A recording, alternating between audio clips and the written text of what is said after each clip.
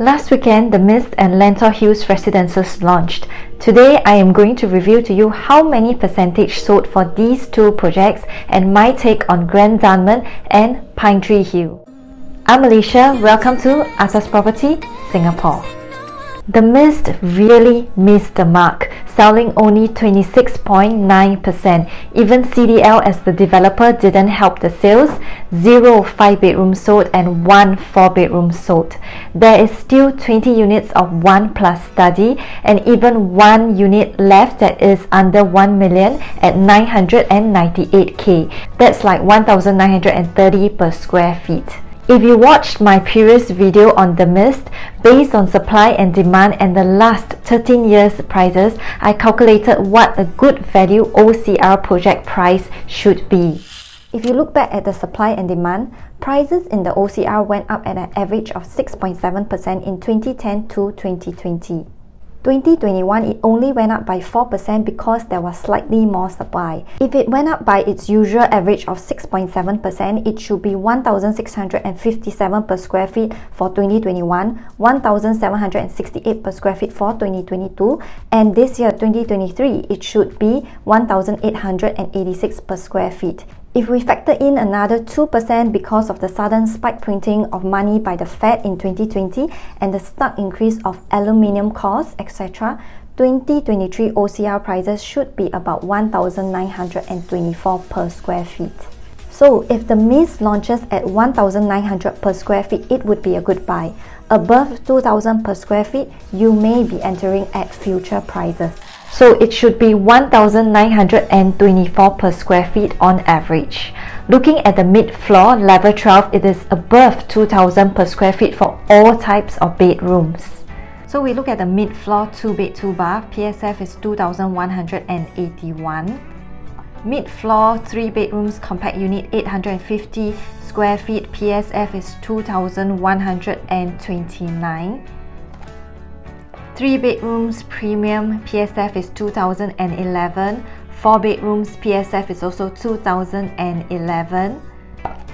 And 5 bedrooms PSF is 2000. Now let's look at how many percent Lentor Hills residences sold.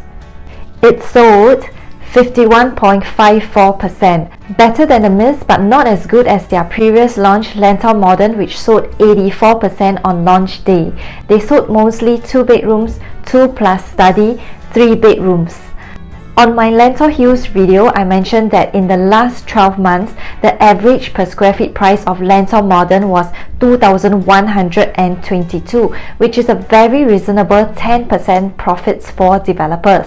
If the developers intend to achieve a 10% profit margin too for Lentor Hills residences, taking into account the tender price, legal fees, construction costs, marketing costs, and land financing, the projected break-even price would amount to 1,819.79 per square feet.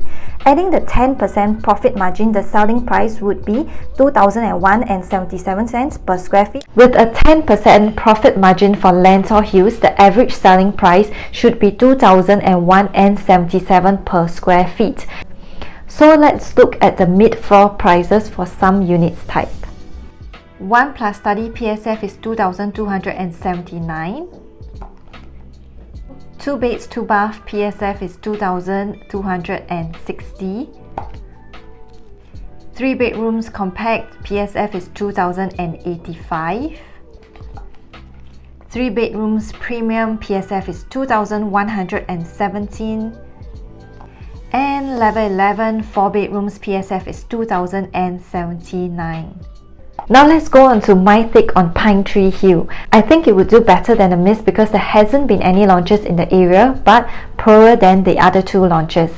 Reason being, based on their mid-floor prices, their average per square feet will be 2,500, which is similar to the recent new launches in the RCR, Reserve Residences, Tembusu Grand and Blossoms by the Park. So if we use these 3 projects as a gauge to compare the results, Reserve did the best with 82.5% sold currently. Location to me is the best out of the 3 as it is connected to Beauty World MRT. Blossoms by the Park did well too. It sold 76% on launch day. Location is good too, 5 minutes walk to Buona Vista MRT. Tembusu Grand sold only 54% on launch day, and just like Pine Tree Hill, it isn't near MRT. It is 15 minutes to Dakota MRT and 10 minutes to upcoming Tanjong Katong MRT. So based on this year's City Fringe new launches results, coupled with the additional 1% discount for launch, I think that Pine Tree Hill would sell about 35 to 40% on launch day. If it wasn't competing with Grand Dunman, I would have guessed similar results as Tembusu Grand, about 50%. Lastly, Grand Dunman. Based on the number of visitors of over 10,000 on the first weekend and the checks collected, I think it would likely be 90 to 95% sold.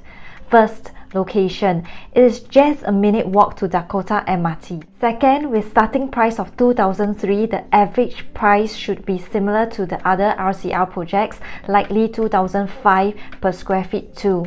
Grand Dunman is closer to the CBD than Reserve residences, so if Reserve can sell 82% at 2005 per square feet on average, Grand Dunman would likely cross that mark. And if you have seen my review on Grand Dunman, the views are pretty good, facing landed CBD, and some even have sea facing. South and southeast facing will be facing towards the landed enclave. Higher floors will be able to get unblocked views towards the sea. East Coast Park or Geylang River, the north and northwest facing units will be facing mostly this plot of land, which is currently empty, and part of it is currently Continuum's show flat. You also face low-rise 2 to 6 stories landed and condo. And the mega launch effect. When you see crowd, you tend to follow. When everyone is buying, you would have FOMO, fear of missing out. Lastly, there is a clear exit strategy. With the high population of HDB upgraders from Kallang Old Airport, Dakota, there are only 3 projects to go around in Dakota area: Waterbank, Dakota Residences, and Grand Dunman. Waterbank is 14 years old land, whilst Dakota Residences has bay windows and fairly inefficient layouts. Grand Dunman ushers in a new era, an option for those upgraders, and drive hype and attraction with its landscaping and efficient layouts. So that's my take for the latest 4 new launches. Which launch do you guys think is the best? If you enjoyed this insightful analysis and review, don't forget to like this video and subscribe to Atas Property Singapore for more exciting content. Elevate your property journey with Atas Property Singapore.